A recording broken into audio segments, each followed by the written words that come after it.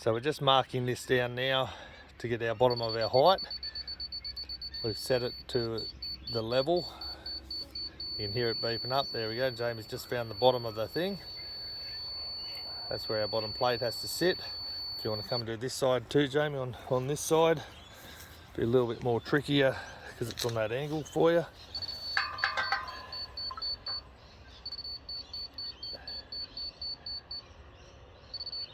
We'll get that bottom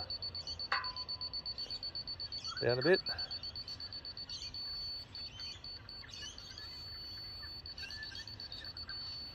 One of the things I did find that I've only just learnt recently is with the laser levels, when you're going up or down,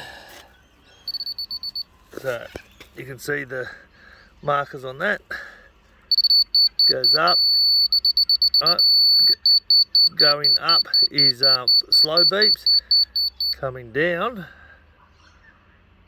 is quick beeps. So I've only just learnt that myself, been using this level for 20 odd years and never really paid any attention to that, and that's a little trick so you don't have to keep looking at your laser all the time.